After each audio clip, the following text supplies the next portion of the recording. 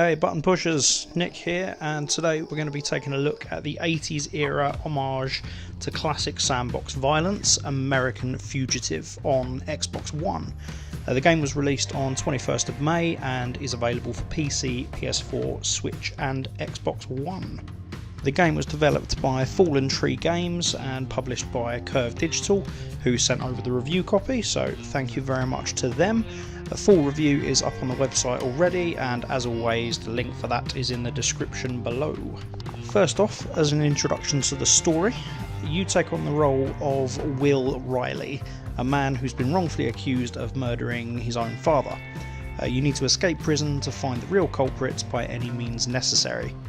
Now, I thought the prison escape was going to be quite a key part of the game, but within the first 10 minutes you've found your dad's body, been arrested, scaled the prison walls and Shawshanked your way through a sewer pipe. There's really no hanging about to it at all.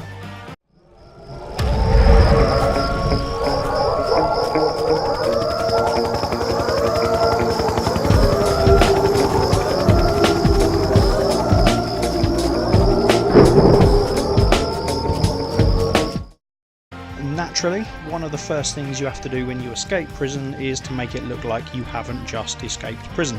So you need to find yourself some new clothes. Now obviously you can't just rock up to your local shop and buy some because you've just escaped prison.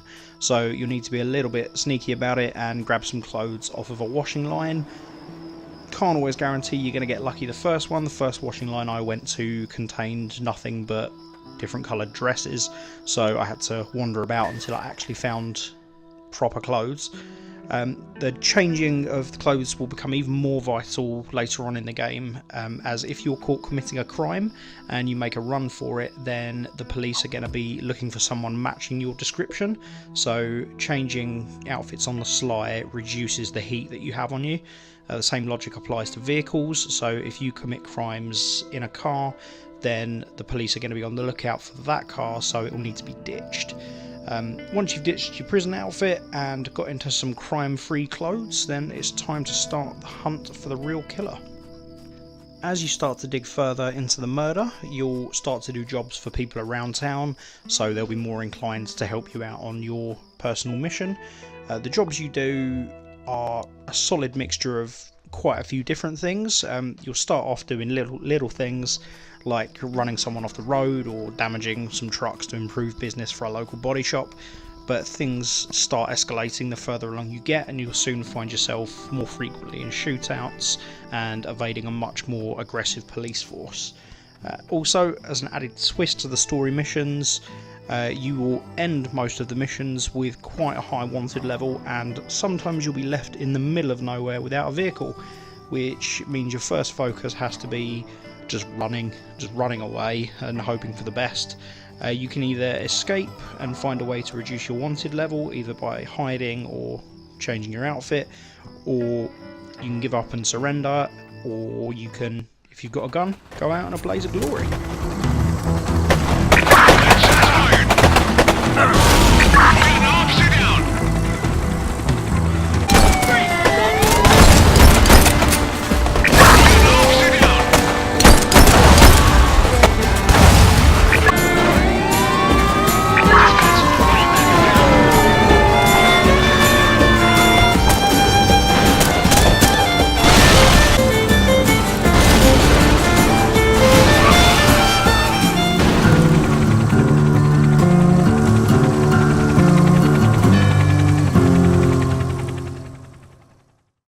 About Will.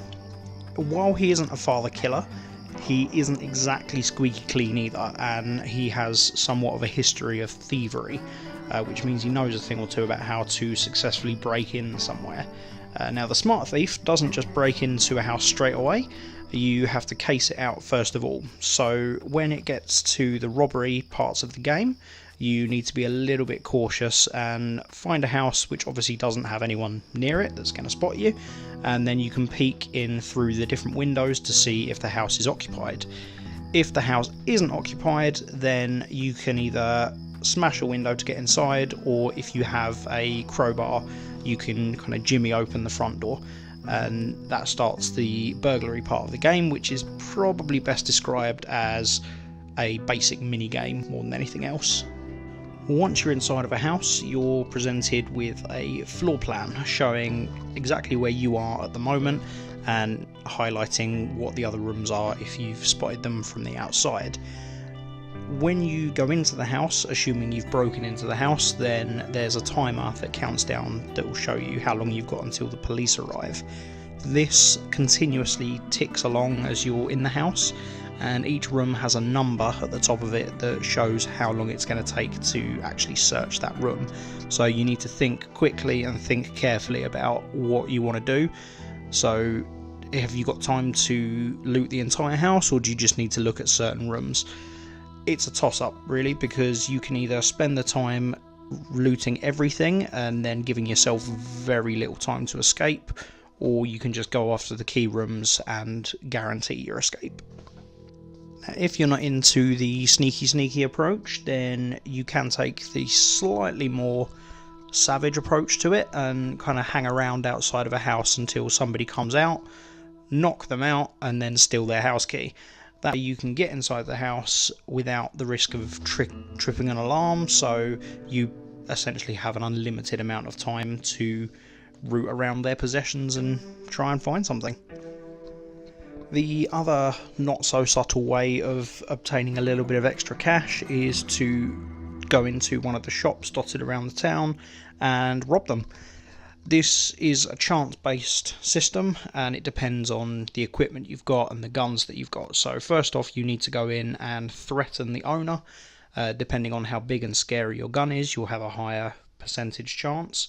Once you've done that, you have to choose whether you want to attack them, tie them up if you have rope, or let them go. Each one has risks associated to it.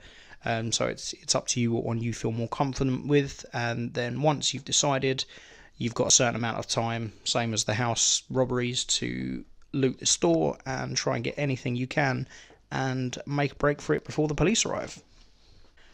Something that sets American Fugitive apart from other sandbox style games is the fact that the citizens of the world will not hesitate to call the police if you are acting like a maniac. So if you're driving like an idiot, smashing through walls, crashing into them, they are going to call the police as soon as they can and give them a description of you, which means the police are going to come after you. So you need to be a lot more cautious about what you're actually doing.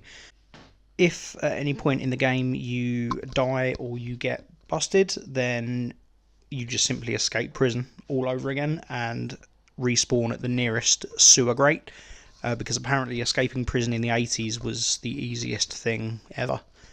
You will, however, lose any items you had, so you won't start with any weapons or health or anything like that.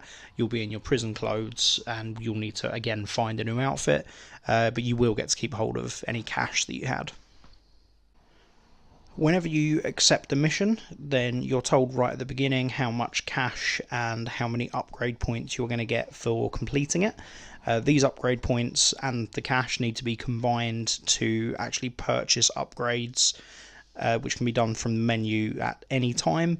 There are around 20 different upgrades that can be purchased, and the majority of them have multiple different tiers to them, so there's quite a lot of choice that you can go for.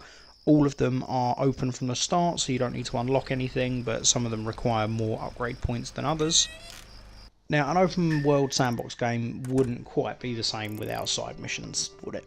Now, if you want a break in between finding your dad's killer, then you can take part in some of the different activities around the world. Obviously burglary being one of them, so you can break into somebody's house, steal their stuff, and then take it to a fence to earn a little bit of extra money. You can take part in time trials to earn extra cash and upgrade points, or there's stunt jumps that can be done around the world as well.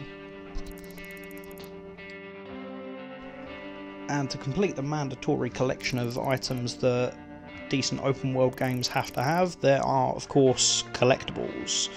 The main collectibles in the game are stashes, which mostly can be found inside people's houses, normally in a lockbox that you need to find the combination for, but they can be dotted around elsewhere as well. And there are expensive paintings that can be looted and fenced off to an art dealer. There's limited amounts of both, and if you want the elusive 100% mark of the game, then you will need to hunt them all out. And that, ladies and gentlemen, is American Fugitive. So it's available now on PC, PS4, Switch and Xbox One. All of the footage in this video has come from the Xbox One version. Thank you very much for watching. Don't forget to like the video, subscribe if you haven't done already, and until next time, hit the music.